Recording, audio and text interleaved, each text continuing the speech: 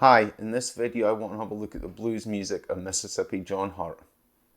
When we talk about blues music, especially old style country blues music, one of the most famous names you'll hear is that of Mississippi John Hart. Mississippi John Hart was born in 1893 and died in 1966, and during that time became one of the most prolific and famous blues artists. His music is quite recognisable in its style, not just because of his deep, very distinctive voice that you'll hear, but also because of his playing style, which is very indicative of the music of that time. The music draws a bit more from the ragtime music that was popular at that time. So unlike a lot of more modern blues music, it has quite an upbeat feel to it. In this video, I'm going to have a look at Mississippi John Hart's playing style. I mean, I appreciate that during his career he did a vast range of music, and his style was different in different tunes, but in general there are some similarities that can be seen through a lot of his music, and in this video we're going to have a look at that, and it might help you understand his playing style and help you play some of his music. Let's have a look at the playing style of Mississippi John Hart. And the first thing I want to talk about is the tempo that his music was played at.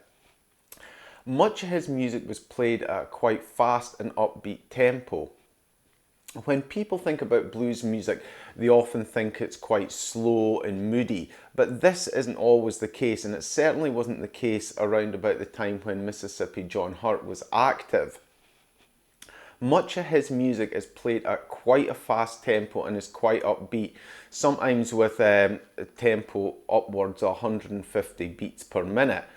And this was common in a lot of his music and a lot of other blues artists such as Blind Blake who were playing at that time. So one distinctive feature is the tempo of his music, and I think people who are playing his music can often get caught out by just how fast he actually played the guitar. So I'll take a bit from one of his tunes here, and I'll show you just how fast it can be.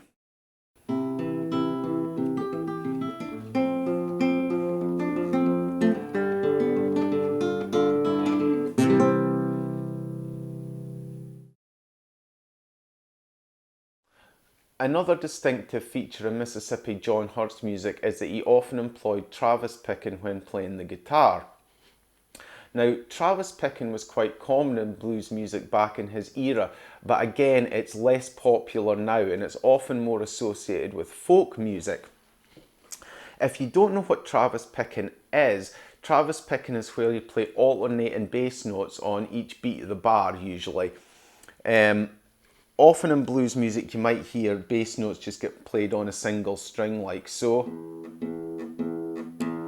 on every beat of the bar, but when you're doing Travis picking you're always alternating between different bass strings. It gives it a more distinctive sound like so.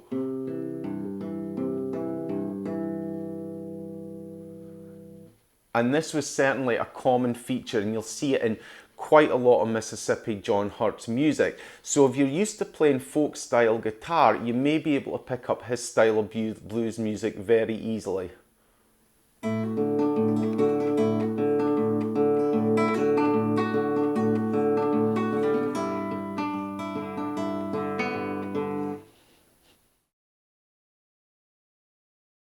Like most artists, Mississippi John Hart used a variety of different keys in his music, but one key that he seemed to like playing in and features in a lot of his music is the key of C. Now, the key of C isn't readily associated with more modern blues music, and this tends to lean towards the keys of E or perhaps D. But Mississippi John Hart did like playing in the key of C, and again, this is more akin to folk music rather than what people would more readily associate with blues music. In the key of C, the three chord trick, or the three most readily used chords, are C, F, and G. And these three chords were the chords that were used most when he was playing in this key. Occasionally he might put in an E or an E minor into here, and for that section that would sound a bit darker and mix things up a bit, but the majority of the music that he played in the key of C would just feature these three chords. It wasn't just C that he played in, although it did seem to be his preferred key. You will see PC's music played in A quite a lot, and sometimes in D as well. But if you're used to playing music in the key of C, such as fingerstyle folk music, you will pick his music up quickly, I would think. Another feature of his music is that it tends to be quite repetitive. It tends to put more emphasis on the vocal part rather than the guitar part. Because of this, what you'll see in the guitar part is maybe 4, 6 or maybe 8 bars of music played on the guitar, and this sequence is then just repeated throughout the song with different lyrics added on top of that. There doesn't tend to be the sort of elaborate solos or breaks that you would get from an artist like Blind Blake, and he certainly doesn't seem to do sort of, you know, sprawling blues pieces on the guitar. It tends to focus heavily on the vocals and have quite a repetitive guitar section underneath it. It's not just the individual songs that are quite repetitive. In general, his style of music could be seen as quite repetitive or distinctive, whichever way you want to look at it. Because he likes the key of C, because he always uses a Travis picking pattern, and because the structure of his music's very similar, a lot of his tunes sound very, very similar, and a lot of them are very similar to play on guitar.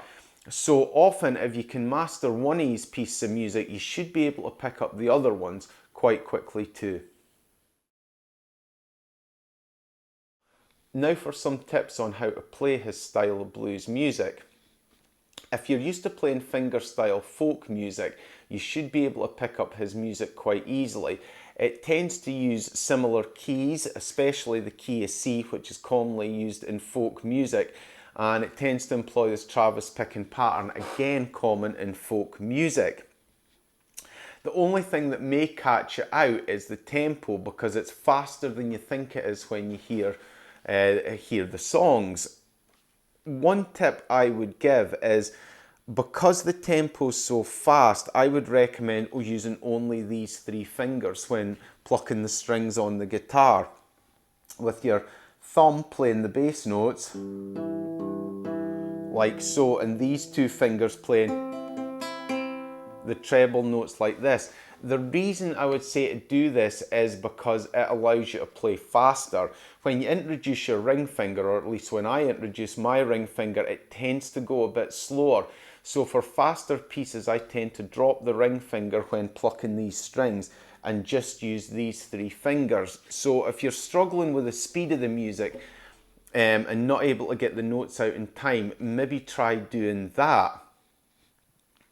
In terms of the other hand while playing, he tends to play in the key of C. So the chords are C, F and G. These shouldn't be too problematic. Usually when you see his music written down, C will be played like this, or he'll add the third note on the lowest, the third fret on the lowest string like this, and bring in this G, which again is common in folk music, to make the G like this. So often what you'll find is that your ring finger will move back and forward like that when playing that chord. The G shouldn't be too problematic because it's played in the open position as well. The only chord you might have a problem with is the F chord, because the F, to play it at its standard position, you've got to bar across the fretboard like this. Now, he tends to play it, as I understand it, by bringing the thumb over the top like this, but you just have to find out what's best for you playing this music. Now, I've made a video on how to, the different ways you can play an F chord, and that's worth a look if you're struggling when you're switching F chords in his music, especially because it has to be done at speed. Like I said, his music is quite repetitive. So once you get the hang of playing one of his pieces or a few of his different pieces, you'll tend to pick up the others pretty quickly because they are all very similar, the guitar style that's in them.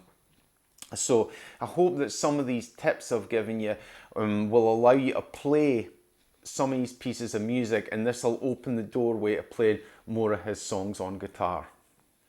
Okay, that's been a brief overview of the blues style of Mississippi John Hurt.